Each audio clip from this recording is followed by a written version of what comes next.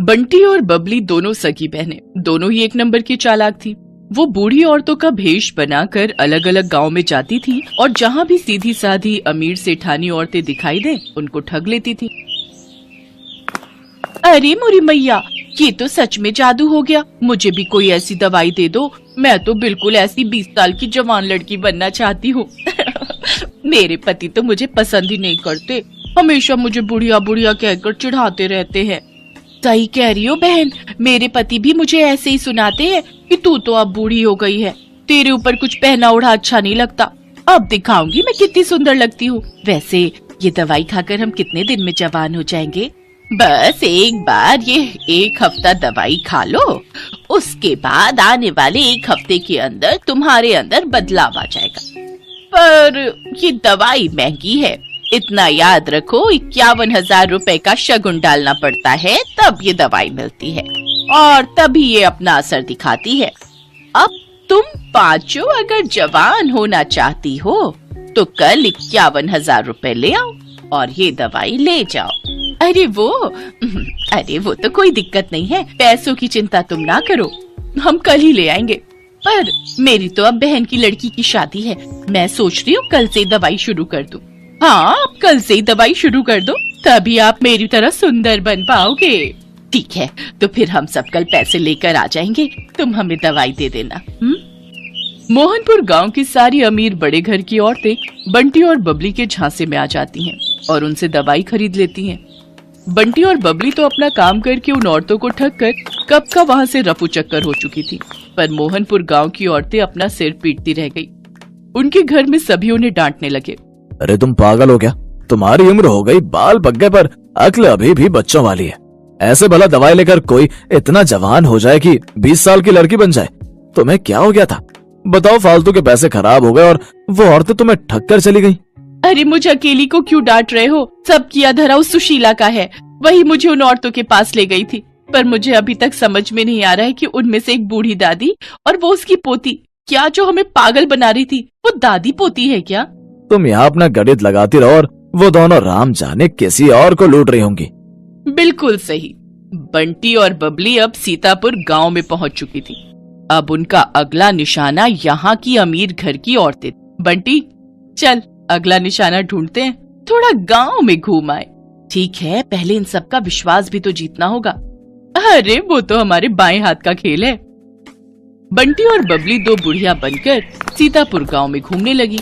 वो एक चौपाल के पास से गुजरी, वहाँ कुछ बड़े घर की औरतें बैठी हुई आपस में गप्पे मार रही थी।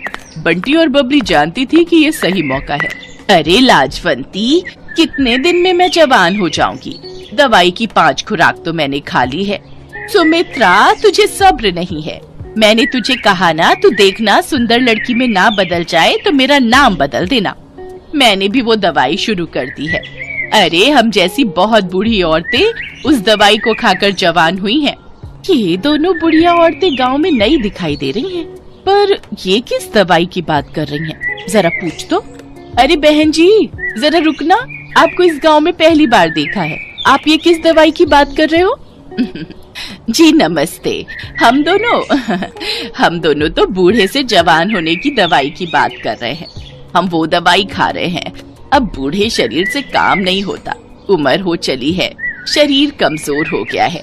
हमें किसी ने दवाई दी थी कि इसको खाने से हम बहुत जल्दी जवान लड़की बन जाएंगे, तो हम इसी बारे में बात कर रहे हैं। हाय हाय हाय, सचमुच बुढ़ापा झेला ही नहीं जाता। कभी कोई बीमारी शरीर को घेर लेती है तो कभी कोई।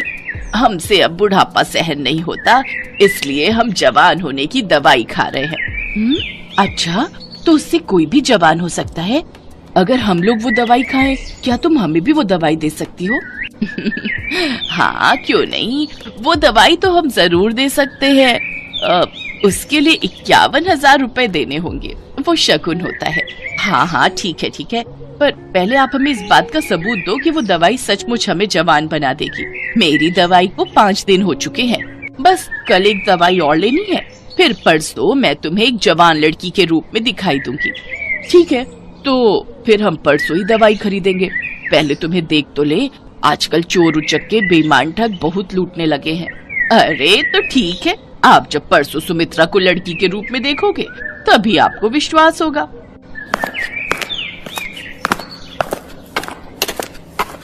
यार बबली, अब कुछ दिनों के लिए बाहर घूमने चलेंगे, बस ये थोड़े और पैसे आ जाए। बहुत थक गई हूँ मैं ये बुढ़िया बन बनकर। ठीक है, बस ये काम हो जाए, फिर इस बार हम लंबी छुट्टियों पर चलेंगे। बंटी और बबली इस बार बहुत खुश थी क्योंकि उनके पास इस बार बेईमानी के बहुत सारे पैसे जुड़ चुके थे। अगले दिन गांव की सारी अमीर घर की औरतें बंटी और बबली के पास दवाई लेने पहुंच जाती हैं। ये मेरी ननद है, कल ही दूसरे गांव से आई है। मैंने इसे भी आपके बारे में बताया तो ये बोल रही है कि इसे भी वो दवाई चाहिए जिससे आप बूढ़े से जवान हो जाओ। वैसे आपकी दूसरी साथी कहाँ है? क्या वो जवान हो गई? हाँ बहन जी, वो तो कल रात को ही जवान हो गई थी। अरे सुमित्रा, जरा सामने आ जल्दी से, इन्हें अपना जादू दिखा। सब औरतें चौंक जाती हैं क्योंकि बबली अब एक लड़की के रूप में थी। तभी सेठानी की ननद बोली, क्या बात है? वैसे कितने दिन लगे आपको बुढ़िया से जवान होने में? मुझे तो 1 हफ्ता लगा था। वैसे अब दवाई में नया तरीका अपनाया गया है, आप सबको सिर्फ 2 दिन ही लगेंगे। अब आप जल्दी से ये पैसे जमा कर दो तो हम आपको दवाई दे दे। 2 दिन का इंतजार क्या करना है, मैं आपको अभी लड़की बनकर दिखा देती हूँ। सेठानी की ननद कोई बूढ़ी औरत नहीं थी, बल्कि सेठानी की भतीजी ये सब नाटक कर रही थी, जो पिछली रात ही अपनी बुआ के घर रहने आई थी। जब सेठानी की भतीजी रीमा को ये बात पता चली तो उसे दाल में कुछ काला लगा, क्योंकि उसकी अपनी सहेली की माँ के साथ ऐसा हो चुका था और वो बदमाश औरतें कहीं नहीं मिल रही थी। बुआ जी, ये कोई बूढ़ी औरतें नहीं, ये 2 चालाक लड़कियां हैं। ये ठग हैं, गांव-गांव जाकर सबको बेवकूफ बनाती हैं और पैसे ठगती हैं। असल में इनका नाम बंटी और बबली है। पहले ये 2 बुढ़िया के रूप में गांव में जाती थी, फिर इनमें से एक अपने रूप में वापस आ जाती है। बस यही सारी औरतें धोखा खा जाती हैं। ये अपना मेकअप उतार देती है। अच्छा, ऐसी बात है, हम तो इनके जाल में फंसे ही जा रहे थे। अब तुम दोनों को यहाँ से कोई नहीं भागने देगा। रीमा बिटिया, जल्दी से चौधरी साहब को और बाकी गांव वालों को भी बुला लो, इन दोनों को पकड़ना बहुत जरूरी है।